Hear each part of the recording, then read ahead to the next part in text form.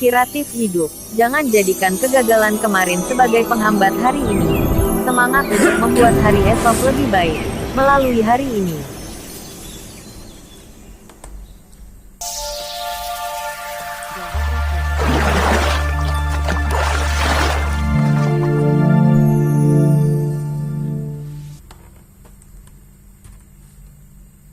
Episode 109. Membuntuti istri. Konten rekaman suara dari Surel Sean terus terngiang di benaknya. Semakin dia ingin melupakannya, semakin jelas dia mengingatnya. Awalnya Sean lega karena rekaman itu hanya berupa suara dan bukan video. Namun, terkadang kata-kata dan suara lebih membuat frustasi daripada rekaman bergambar yang intuitif karena seseorang akan membayangkan kata atau suara yang di dalamnya. Video hanya disajikan dalam satu cara, sedangkan bayangan seseorang dapat memiliki ribuan gambar. Dasar cahaya di binatang. Sean memaki sambil memukul wastafel dengan keras. Sean akan membalas dendam. Dia harus membalas dendam. Gianna, Cahyadi, dan bahkan Hilda. Semua orang yang merupakan penyebab masalah ini tidak akan Sean lepaskan. Tiba-tiba sebuah pertanyaan muncul di benak Sean. Kenapa akhir-akhir ini Gianna berangkat kerja sangat pagi dan pulang sangat malam? Saat ini Gianna sedang mengandung. Jadi seharusnya sekarang dia harus lebih memperhatikan kondisi tubuhnya dan lebih banyak istirahat. Awalnya Sean merasa bahwa Gianna mengkhawatirkan proyek Grand Gianna sehingga selalu datang untuk mengawasinya setiap hari.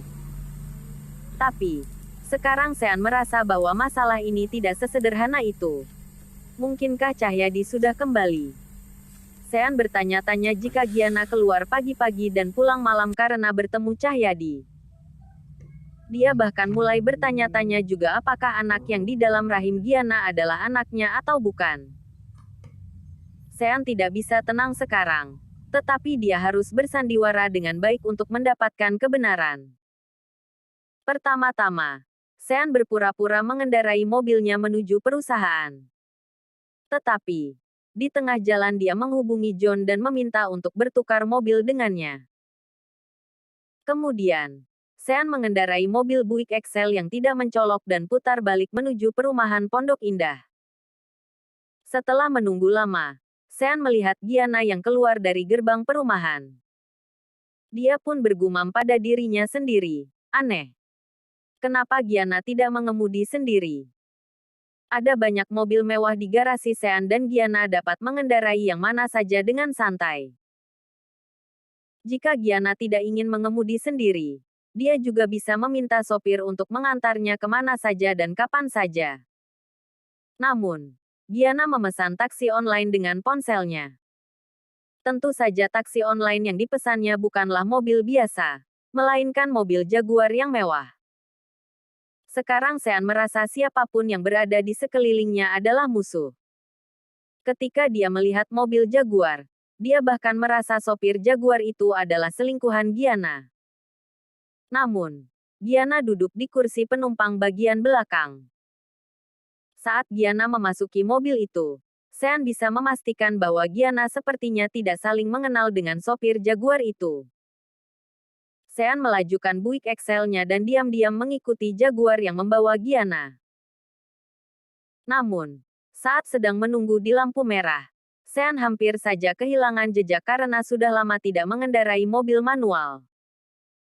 Untungnya, Sean tahu bahwa mobil itu menuju Grand Gianna dan berhasil mengejarnya kembali. Ketika tiba di Grand Gianna, Jaguar tadi langsung pergi begitu saja. Sepertinya Gianna memang memesan taksi online. Tapi, untuk apa naik taksi online? Jelas-jelas dia bisa meminta sopir untuk mengantarnya. Dengan kekuatan yang Sean miliki di Jakarta, mempersiapkan 100 sopir untuk Gianna bukanlah masalah. Lagi pula, itu juga akan lebih aman bagi Gianna. Setelah tiba di Grand Gianna, Sean memperhatikan Gianna yang seperti sedang mencari seseorang, tetapi tidak bisa menemukannya. Gianna kemudian mengambil ponselnya dan menelepon seseorang. Namun, tampaknya panggilannya tidak terhubung. Apakah dia sedang menghubungi Cahyadi? Bagus. Momen-momen kalian berdua di Hotel Raffles belum cukup rupanya. Sekarang cinta lama bersemi kembali. Iya. Sean merasa marah ketika melihat Gianna yang kesal karena panggilannya tidak terhubung. Di mata Sean, wanita itu seperti tidak sabar untuk bertemu dengan kekasih lamanya. Dalam kemarahannya, Sean sangat ingin langsung menabrak Gianna dengan mobilnya. Namun, saat dia baru saja mulai menjalankan mobilnya, lagi-lagi mesin mobilnya mati. Brengsek. Mobil manual sialan. Mungkin ini kehendak Tuhan. Emosi Sean memuncak dan dia langsung menghubungi Sandy.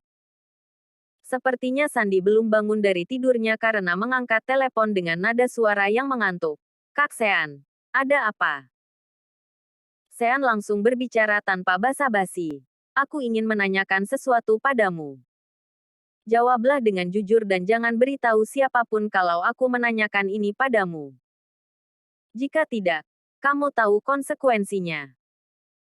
Sekarang Sean akan bersandiwara dan membuat Gianna berinisiatif untuk mengajukan perceraian terlebih dulu. Jadi, Gianna tidak boleh tahu bahwa Sean sedang menyelidikinya. Kak Sean, luka pukulanmu yang terakhir kali bahkan belum sembuh. Aku tidak akan berani menentangmu. Kecuali jika aku sudah bosan hidup, kata Sandy. Dia sangat takut pada Sean setelah dihajar sampai babak belur. Sementara ini, Sandy paling bisa diandalkan. Apakah Cahyadi kembali ke Jakarta? Apakah dia pernah bertemu dengan Gianna? Maksudku di Grand Gianna, tanya Sean. Sandy dengan cepat menjawab. Kak Sean, aku benar-benar tidak tahu. Sejak kamu rujuk dengan Gianna dan dia menjadi direktur Grand Gianna, aku diusir dari proyek itu. Aku dan ayahku bahkan tidak diizinkan ke sana. Kak Sean, kamu curiga Gianna berhubungan dengan Cahyadi lagi? Tidak mungkin, kan? Sekarang keluarga Cahyadi sudah bangkrut. Jadi untuk apa Gianna masih menemuinya? Pernyataan Sandy menyadarkan Sean. Sean sangat mengenal Gianna. Dia tahu bahwa Gianna sangat mencintai kekayaan dan sangat membenci orang miskin. Sementara, sekarang Cahyadi benar-benar sangat menyedihkan. Meskipun Gianna pernah berhubungan dengan Cahyadi sebelumnya, sekarang dia tidak mungkin mau memiliki hubungan apapun lagi dengannya. Apa jangan-jangan bukan Cahyadi? Jika bukan Cahyadi, berarti ada pria lain selain Cahyadi. Ini bahkan semakin tidak bisa dibiarkan. Pikir Sean. Mengingat kondisi Sean yang miskin saat itu, pilihan Gianna untuk berselingkuh dengan Cahyadi merupakan sesuatu yang bisa dipahami. Namun, sekarang Sean adalah seorang presiden direktur. Bisa-bisanya Gianna masih terjerat dengan pria lain. Hah? Gianna, kamu sering bilang dirimu berbeda dari Hilda. Tapi apa bedanya kalian berdua? Tanda seru. Kamu bahkan tidak lebih baik darinya. Setidaknya dia selalu menunggu sampai suaminya pergi ke luar kota.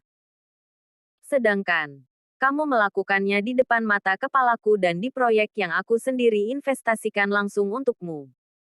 Amarah di hati Sean semakin membara.